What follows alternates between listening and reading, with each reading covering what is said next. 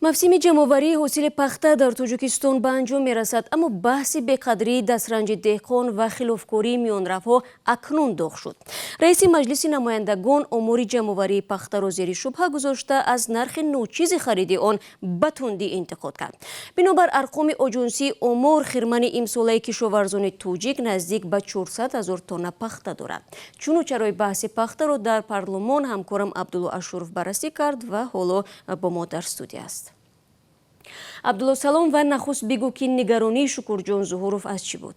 Салом Шаҳло. Дар ҳошияи қабули қонуни буҷаи соли 2020 дар маҷлиси намояндагон Шукурҷон Зуҳуров раиси маҷлис ба мавзӯи кишоварзӣ дахл кард ва гуфт Тоҷикистон кишвари аграрӣ аст, ҳудуди 1 миллион нафар дар ин соҳа бандӣ коранд, аммо мақомоту идораҳои давлатӣ ба мушкили кишоварзон таваҷҷӯҳ надоранд. раиси маҷлис дар оғоз дуруст будани омори 400 000 тонна пахта ҷамъоварӣ шудан дар ҷумҳуриро зери шубҳа гузошт ва аз мушоҳидаҳои худ гуфт ки мақомоти маҳаллӣ барои аз будаш зиёд нишон додани омор тойҳои пахтаро аз як ноҳия ба ноҳияи дигар мебаранд. дар идома Шукурҷон Зуҳуров аз нархи ниҳоят пасти пахта шикоят кард ки деҳқононро барои кишти он ва баланд бардоштани ҳосил ҳавасманд намекунад. пахта мечинад дар худи район завод дар наздикӣ спорида наметонад, як каси дигар мебиёяд бо нархи арзон маҷбур ки баъд гирад 4 сомонӣ вай гирифта мебарад, бо вай ҳаққи худаша мегирад, як райони дигар ба бурда дар заводи дигар меспорад.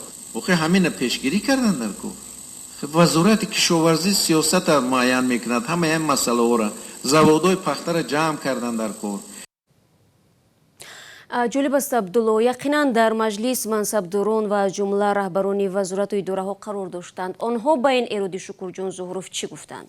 бале Шаҳло, аксар вазирону раисони кумитаҳо дар парлумон буданд, ба ҷуз аз нахуст вазир ва муовинонаш. вобаста ба эроди нахусти Зуҳуров Гулнора Ҳасанзода, раиси оҷонсии омор гуфт, санҷишҳои онҳо собит кард ки оморе ки вилоятҳои Суғд ва ноҳияҳои тобеи марказ дар нисбати ҷамъоварии пахта медиҳанд дуруст аст ва ҷое барои шаку шубҳа вуҷуд надорад. ӯ танҳо эътироф кард ки шубҳа дар омори пахта дар вилояти Хатлон дар нисбати 14 000 тонна вуҷуд дорад ва онҳо ҳоло дуруст ва ё нодурустии онро месанҷанд. Иззатулло Сатторӣ, вазири кишоварзии Тоҷикистон, эродҳои Зуҳуровро ба ҷо хонд ва гуфт воқеан миёнаравҳо ва моликони корхонаҳои пахтатозакунӣ нархи пахтаро ниҳоят арзон карданд ки кишоварзонро ҳавасманди кор намекунад.